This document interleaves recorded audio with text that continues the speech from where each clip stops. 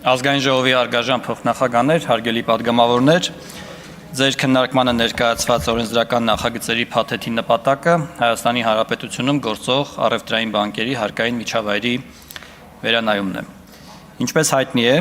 բանկերի կողմից կատարվող ֆինանսական գործարքների ու գործառնությունների գերակշիռ մասը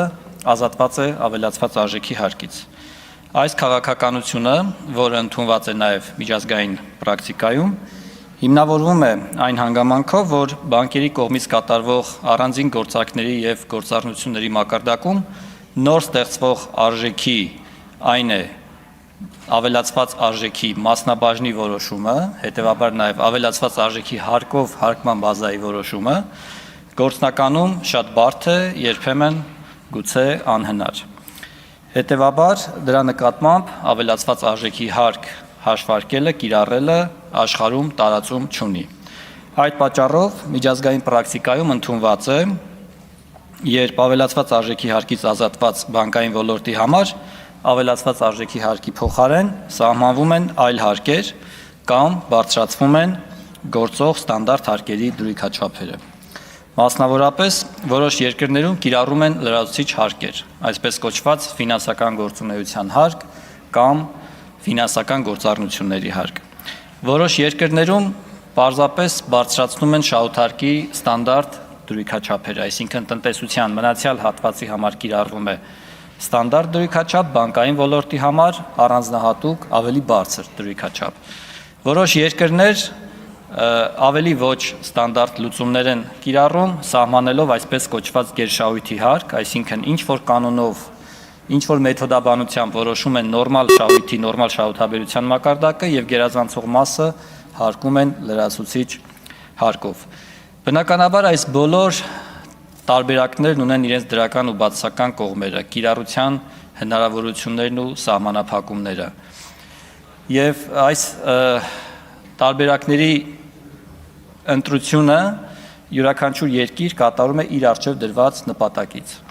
Մեզ համար հիմնական նպատակ է եղել այն, որ համարժեք հարկում ապահովելով հանդերձ չունենանք այնպիսի վիճակ, որ ճնշումներ գործադրվեն բանկերի կողմից մատուցվող ծառայությունների գների վրա, այսինքն որպեսզի լուծումը որևէ դեպքում չհանգեցնի մեր քաղաքացիների եւ գործարար շրջանակների համար բանկային ծառայությունների գների ավելացման։ Հատկանշական է նաև այն, որ բանկերը վերջին տարիներին արձանագրում են շահութաբերության եւ շահույթի բարձր մակարդակ։ Այս առումով Հայաստանի Հանրապետության հարկային օրենսգրքում լրացումներ եւ փոփոխություններ կատարելու մասին օրենքի նախագծով առաջարկվում է 2027 թվականի հունվարի 1-ից բարձրացնել բանկերի կողմից ֆիզիկական անձանց եւ կազմակերպություններին վճարվող շահաբաժնի հարկման դրույքաչափերը ստանդարտ 5%-ի փոխարեն սահմանելով 15%։ Միաժամանակ հիշում եք, որ մենք տնտեսության հիմնական հատվածի համար ունենք կանոն, ըստ որի եթե վճարված շահաբաժինը այդ շահաբաժնից պահված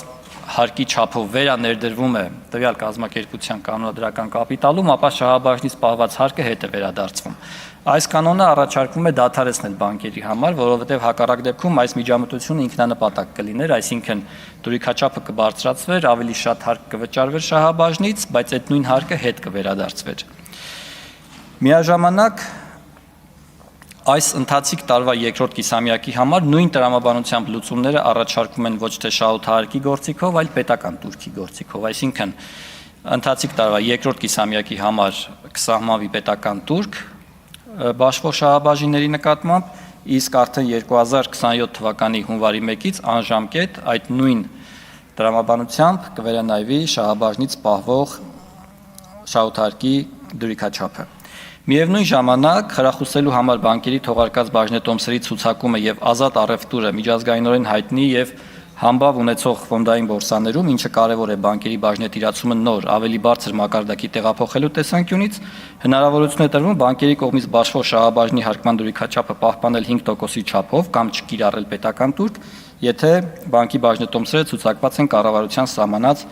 ցանկում ներառված ֆոնդային բորսաներում։ Ակնկալվում է, որ այս փոփոխությունները մի կողմից կապահովեն բանկային ոլորտի արդյունավետ հարկում եւ պետական բյուջեի լրացուցիչ հարկային եկամուտներ, մյուս կողմից կխթանեն, որպեսզի գործող առևտրային բանկերը ցուցակվեն կառավարության սահմանած ֆոնդային բորսաներում, դրանով իսկ բանկային ոլորտում ներդրումների կատարումը դարձնելով ավելի մասնակցային,